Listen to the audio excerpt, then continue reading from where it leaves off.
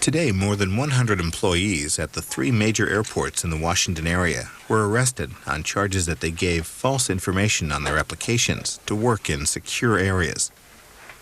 Later, Attorney General John Ashcroft spoke to reporters about those arrests. Among those joining him at this news conference, John McGaugh, the Transportation Department's top security official. It's just over a half hour. Good afternoon.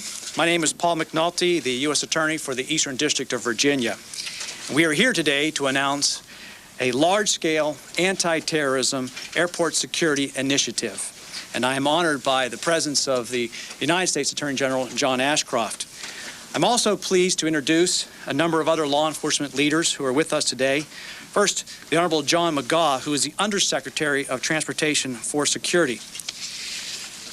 In addition, we have with us today Warren Lewis, who is the District Director of the U.S. Immigration and Naturalization Service, Van Harp, the Assistant Director in charge of the Washington Field Division of the FBI, John Clark, Acting United States Marshal for the Eastern District of Virginia, Alan Duty, the Special Agent in charge of the U.S. Customs Service, Baltimore, James Hughes, the Inspector General for the Social Security Administration, Kenneth Meade, the Inspector General of the Department of Transportation, Tom Huggins, Special Agent in charge, Washington Field Office of the Department of Justice, Office of Inspector General, Lieutenant Henry Dale, Special Agent in charge of the Criminal Investigation Bureau in Fairfax County of the Virginia State Police, and Leo Rossiter, Chief of the Metropolitan Washington Airports Authority Police. And now it is my privilege and honor to introduce the Attorney General of the United States, John Ashcroft. Thank you, Paul. Good afternoon. An integral part of our mission to prevent terrorist attacks is the security of the nation's airports. Today, I am announcing the first results of an ongoing cooperative effort by law enforcement to ensure that those granted access to secure areas of our airports are worthy of the trust granted to them by the public. Just hours ago, federal officials completed the arrest of 94 employees at Dulles International Airport and Ronald Reagan International Airport on charges of widespread fraud in obtaining restricted access airport security badges. These individuals are charged with gaining access to secure areas of our airports by lying on security applications, using false or fictitious Social Security numbers, or committing various immigration frauds. 3 of those arrested are fugitives from justice on state charges. All are now in the custody of law enforcement officials. Today's arrests are the result of the unprecedented interagency, multi-jurisdictional cooperation among law enforcement that literally has come to define our effort to prevent terrorist attacks. When I say that, I mean that local and state authorities and individuals at every level of government have been cooperating to make our efforts more productive and to secure with greater certainty this nation against terrorist attacks. Late last year, Paul McNulty, the United States Attorney for the Eastern District of Virginia, formed a task force to investigate the integrity of the security clearance process at Dulles and Reagan National Airports. As part of this task force, officials from 11 agencies examined the employment records of over 20,000 airport employees. In a painstaking and labor-intensive effort, employment records for all individuals who held security identification display area badges, those individuals and their credentials and employment records were examined. The badges, which authorize access to secure areas of the airport, are obtained by employees on the basis of information they provide to airport officials. Members of the task force examined employment records to determine the truthfulness, and they conducted criminal history checks on employees. What this investigation uncovered should be a wake-up call for every airport in America. 68 individuals employed at Dulles and 26 individuals employed at Reagan National have been arrested on charges including falsifying security applications, Social Security fraud, and various immigration violations. If convicted, many of these defendants face maximum penalties that range from 2 to 10 years in prison, plus up to a $250,000 fine and/or including deportation. As all Americans are painfully aware, Dulles International Airport, just miles from where we are today, was one of the airports from which terrorists boarded airplanes that were crashed into the World Trade Center, the Pentagon, and the field in Pennsylvania on September 11th. Our response has been to weave a web of terrorism prevention that brings together all agencies of justice at every level of government. Let me be clear. There will be zero tolerance of security breaches at our nation's airports. We have as well asked the American people to take on new responsibilities and to endure inconveniences in order to help us prevent terrorism in our nation's airports. Today's arrests and indictments are an acknowledgement that the responsibility for airport security does not fall on air passengers alone. The American people are being asked to put up with long lines and intrusive searches. Americans deserve the confidence of knowing that the individuals working in our airports are worthy of our trust. There are many individuals and agencies to thank for the success of this investigation, and of course I begin with U.S. Attorney Paul McNulty of the Eastern District here in Virginia. In this, as well as so many other of our anti-terrorism investigations and prosecutions, Paul and his team have conducted themselves with an exemplary kind of excellence and professionalism and dedication. Also essential to the success of this operation were officials from a number of other local and state, as well as federal agencies. I want to thank the Federal Bureau of Investigation, the Department of Transportation, Social Security Administration, the Immigration and Naturalization Service, the U.S. Customs Service, the U.S. Marshals Service, the Virginia State Police, the Metropolitan Washington Airports Authority Police, and the Virginia Department of Motor Vehicles. The contribution and cooperation of these agencies was the heart and soul of this investigation and is the linchpin of all of our efforts to protect terrorism. We work best when we work together. I thank each of these organizations for helping to make our airports safer and our citizens more secure.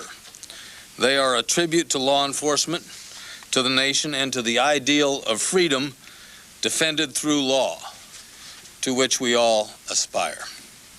Today's arrests are part of an ongoing effort to ensure that airport security is taken seriously by the airports and the employers that serve the nation's air travelers.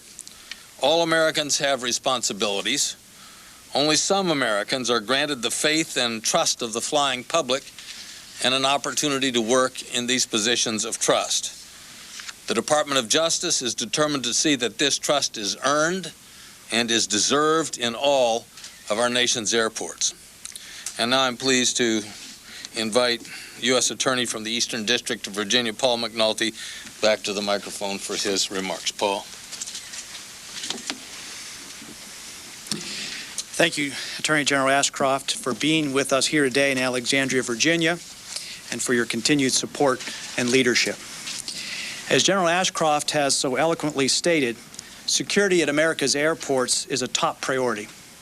Here in Northern Virginia, we are painfully aware of the potential threats to air travel. 5 hijackers boarded American Airlines Flight 77 at Dulles Airport, resulting in the death of 189 innocent people. And Reagan National was incapacitated for a substantial period of time following the attacks of September 11th. That is why we formed this task force 5 months ago. Our goal was to identify as many individuals as possible who presented a risk to airport security and consequently to the traveling public. When we began this investigation, we didn't know where it would take us. We were somewhat alarmed by the large number of people who lied on their applications for security badges.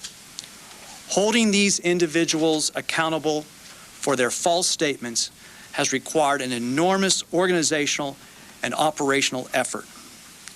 Now, with regard to the impact of this effort on airport operations, even though we have made over 90 arrests today, the total number of employees at the 2 airports exceeds 20,000 people.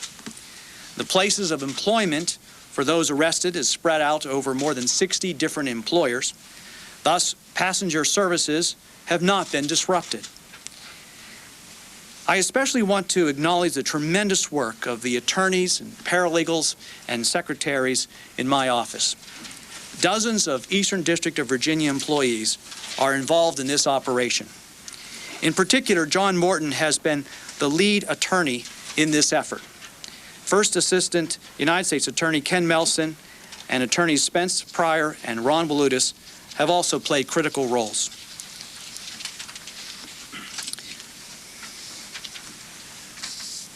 I can report to you now that because of this operation, Northern Virginia's 2 major airports are safer places for both the traveling public and the employees who work there. And I would like now to introduce John McGaugh, the Undersecretary of Transportation for Security, to say a few words. Mr. McGaugh. Well, as most of you are aware, shortly after 9/11, the Congress passed the Transportation Aviation Security Act, and as a result, Transportation Security Administration was founded. And since that period of time, we have been working on the multifaceted problems of security at airports, whether it's the back gate, whether it's the ramp, whether it's the aircraft as it's being serviced, whether it's out in front in the public area. And of course, you don't do that without the kind of teamwork that is here represented today. And so I know that has been talked about by the United States Attorney and also the Attorney General, so I'll move on to a few other things.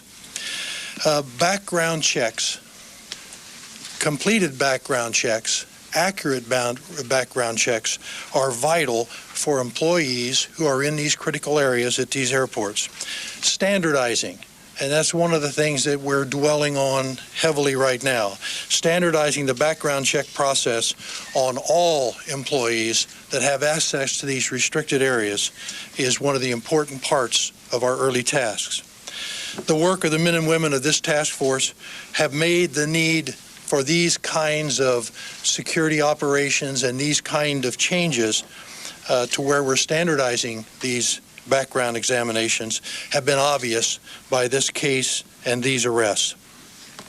TSA will ensure as we move forward that access to secure areas will only be granted to those folks who are thoroughly checked, meet established background criteria, and need to be there. The need to be there is extremely important. Having recognized early on the importance of thorough background checks, TSA established a number of months ago a personnel security section to conduct criminal background checks and investigations on all TSA employees that we are hiring every day to work at our airports throughout the country. TSA is also deploying its federal security directors to lead our security efforts at every airport, of course in cooperation with the airport managers, the airport operators, the law enforcement personnel, to work with them to make sure that some of these weaknesses are taken care of. In fact, all weaknesses are identified and taken care of. These directors are working with not only the airlines, but the airports, the vendors, those who have to make a living sometimes behind these checkpoints or beyond these checkpoints, and employees who require access to these secure areas.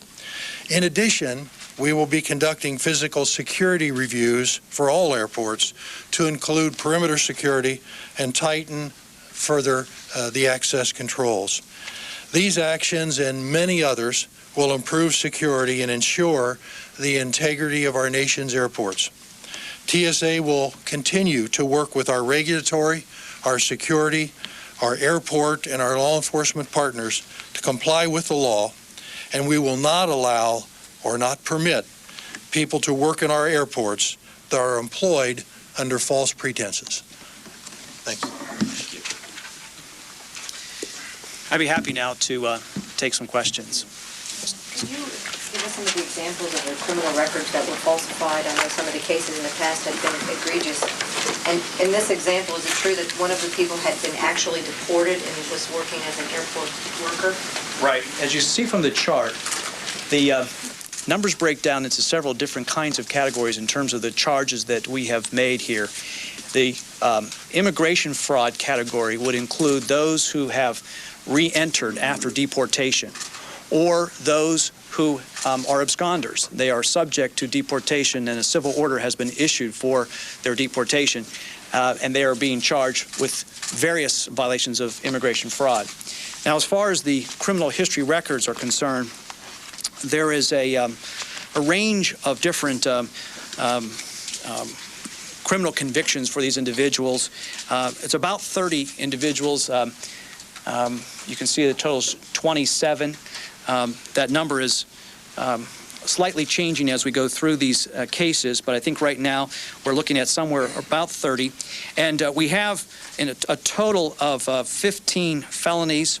Those felonies have include sexual assault, drug charges, malicious woundings, and we also have within those criminal charges another 14 or so that are misdemeanors, and the misdemeanors involve drug and firearms offenses, as well as some other assault-type charges.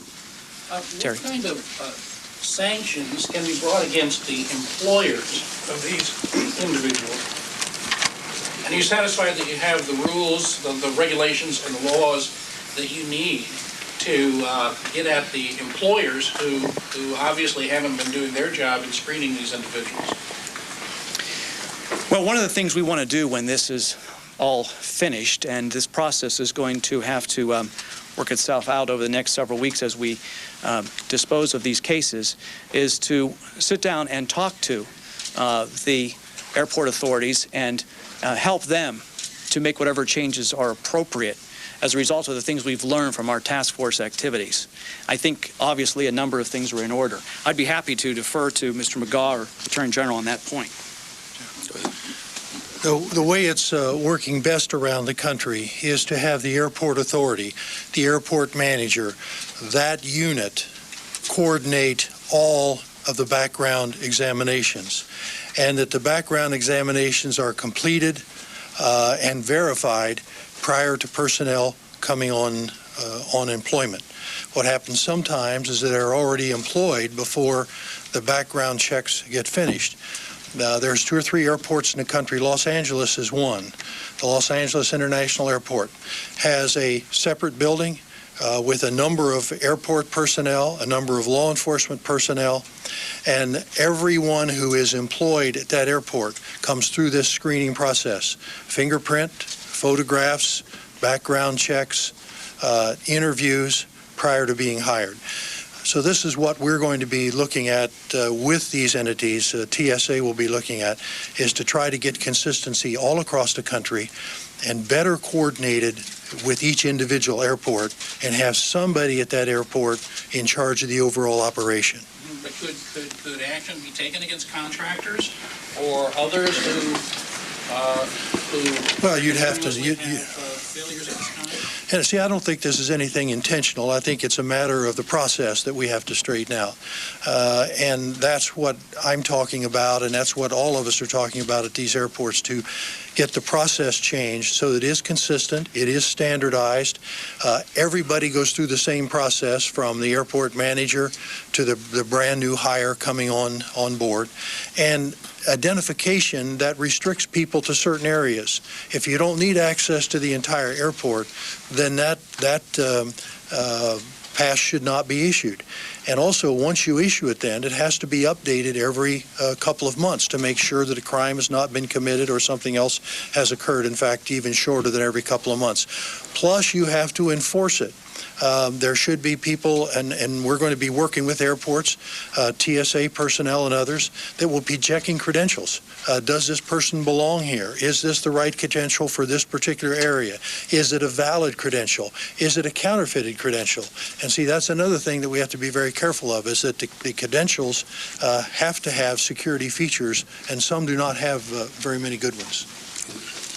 I need to excuse myself. Let me just take this opportunity to thank again this coordinated effort by local, state, federal officials to initiate an undertaking which will be reflected in the way in which we pursue the potential for breach security around America. In particular, Paul McNulty, I thank you for your leadership here.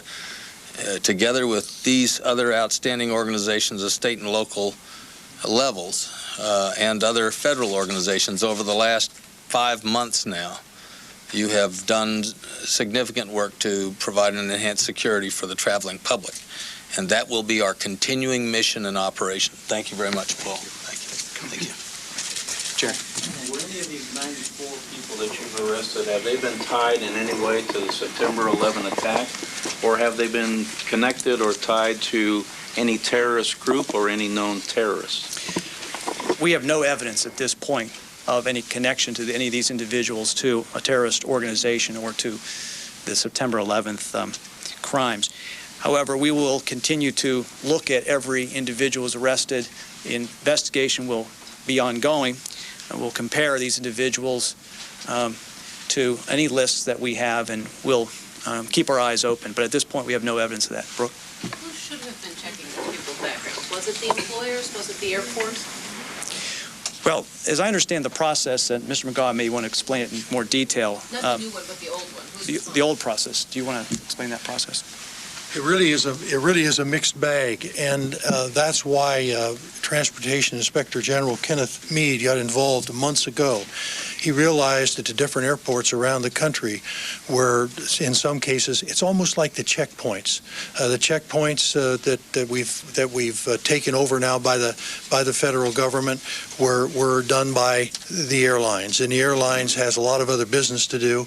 So in the case here, airlines are doing some of their background investigations. Others are been done by the airport, but it hasn't been one consistent package.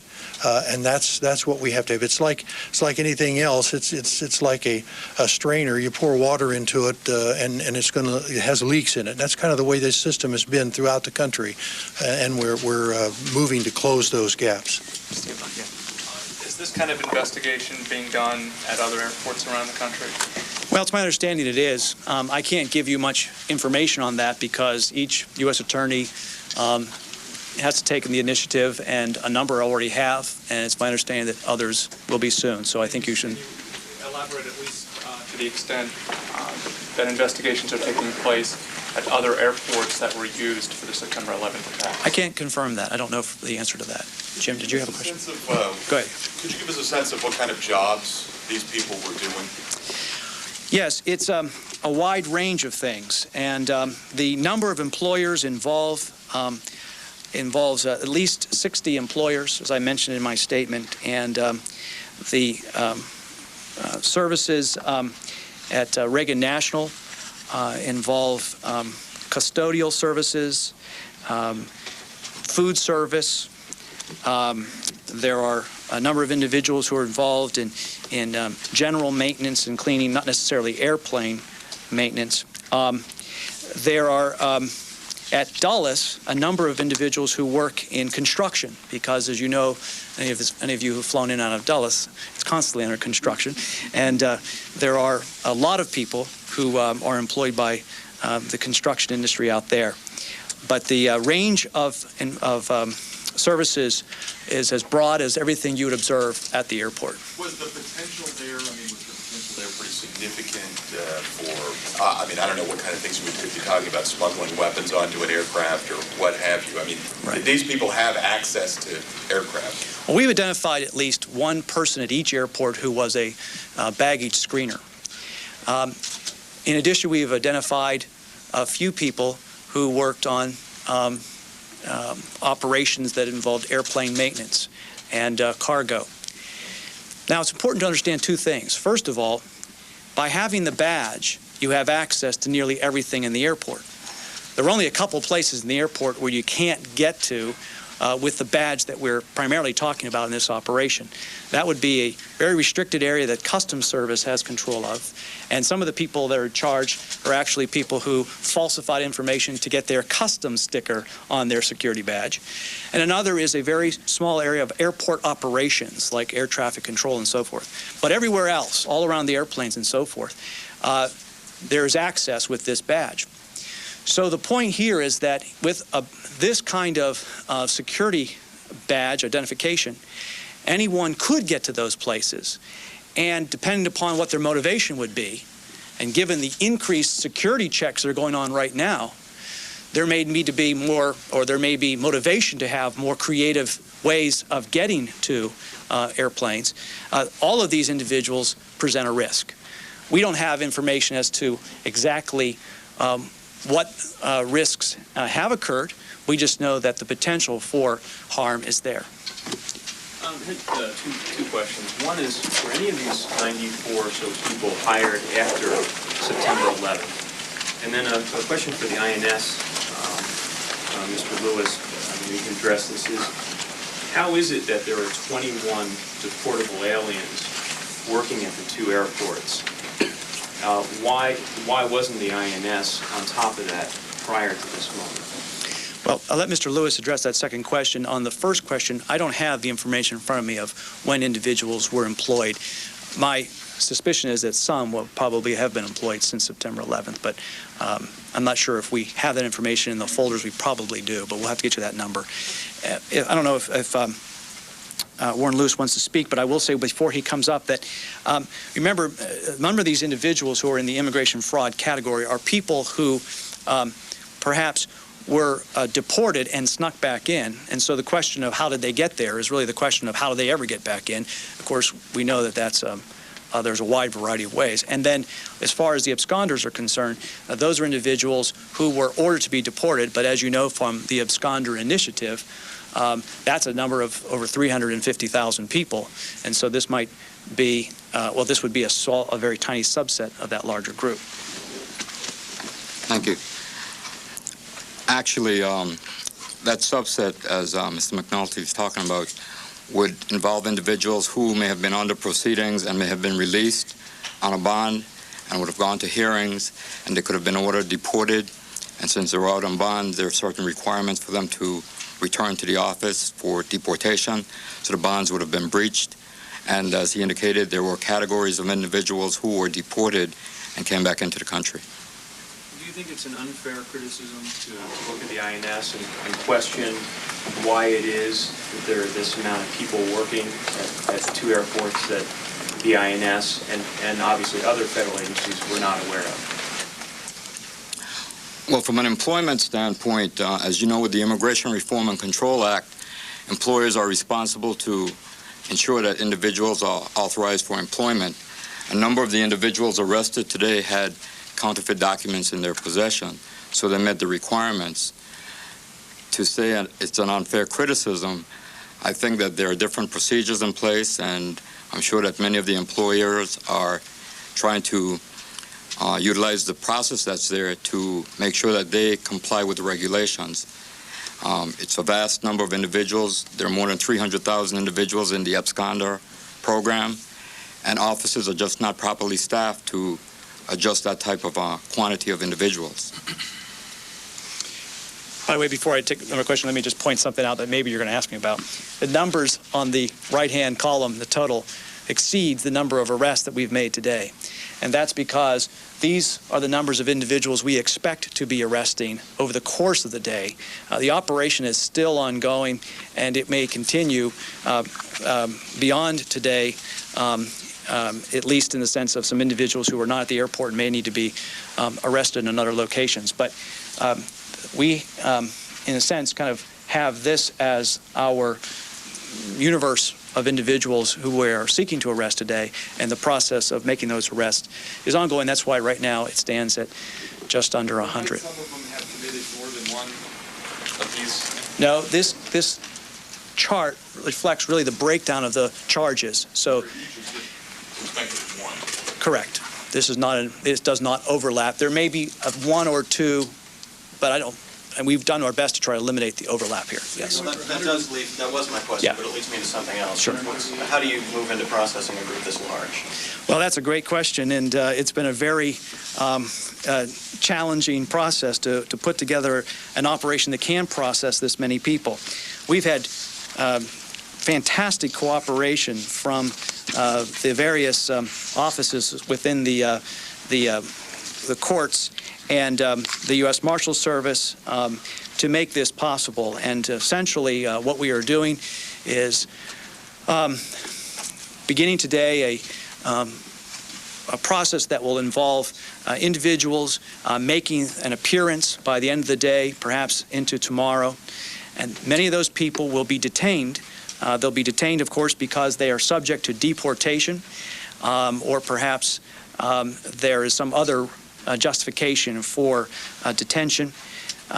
Those who are being detained will then be arraigned early next week, and detention hearings will also be held for them next week.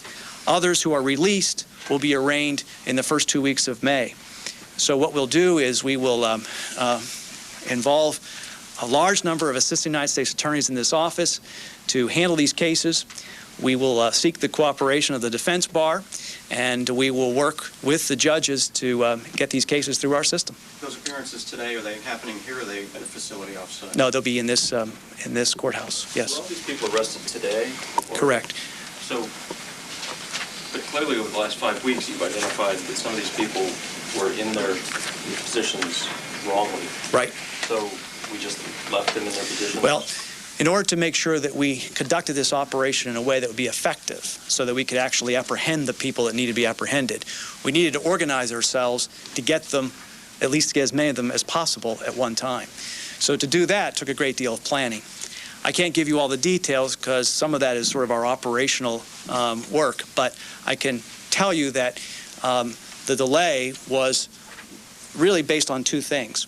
First, identifying these individuals. And when you said in your question, well, they've been identified maybe 5 weeks ago, the answer is no. We've been working on identifying these people up until the last minute. It's a very tedious process to get the case files from INS and from other sources, to go through them, to figure out if they are individuals who've committed a crime, and then to prepare the information, also to get indictments. And those arrested today, by the way, have been indicted. They were indicted last week. And then, once we got that done, we had to make sure that we could then maximize the arrest opportunity. So that's why we brought this along as fast as we could. But were steps taken to ensure that during the period with which you identified someone as having access inappropriately, and between today's arrest, that they didn't do anything? No, those steps were not taken, because for us to do that would probably have compromised, and may have been some way to pull off an operation like that, but for the most part it might have compromised the surprise and the ability to arrest as many people as possible.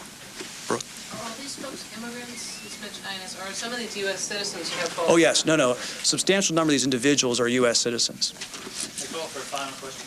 Can I ask you about Oregon Bright? Were any of the people arrested today employees of Oregon Bright? And from what I understand, they are still operating in 5 major airports. Are there going to be any consequences for them? Why are they still in business? Well, I can't speak to all of that, although Director McGaw might be able to do that. All I can say to you is this.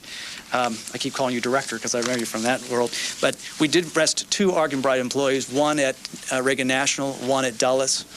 Both of them were baggage screeners. One was arrested for a falsifying criminal history record. The other, I don't think I have the criminal history record in front of me at the moment. and the other was a false Social Security number case. As for the question of what's happening at the other airports, Undersecretary. The airports that you talk about, the 4 or 5 airports that still have Argon Bright employees there and the Argon Bright company, are being eliminated virtually every day. Numbers are changed over. We expect within the next 2 weeks that there will not be any Argon Bright contracts in any of the airports in this country. It will take us longer to train the full federal force. But where Argon Bright is today, as well as where Globe and the other companies are, we have federal personnel, TSA personnel there, overseeing the checkpoints, making sure that the checkpoints are being run properly. If they find violations or inconsistencies in security, they're pulling them aside, and we're doing some retraining. And at the same time, about 400 people a week are being hired as new federal security screeners, and that will get up to about 1,000 a month within the next few weeks. Let me just conclude by saying thanks again to the staff of this office who have worked so hard on this, and the people who will be working on this, the Assistant United States Attorneys and the paralegals and the secretaries in the weeks to come. It's been a tremendous effort on top of everything else that we are doing in this office, and it's just another reflection of the great dedication of the staff of the U.S. Attorney's Office in the Eastern District. I also want to thank, again, these organizations that are represented by the gentleman behind me. Hundreds of individuals worked to make this successful, and these law enforcement organizations gave very generously of their time, working weekends and getting in place very, very early this morning and being pulled off of other things in order to make this happen. And it was a true collaboration, and I want to thank you all for that work. Thank you very much.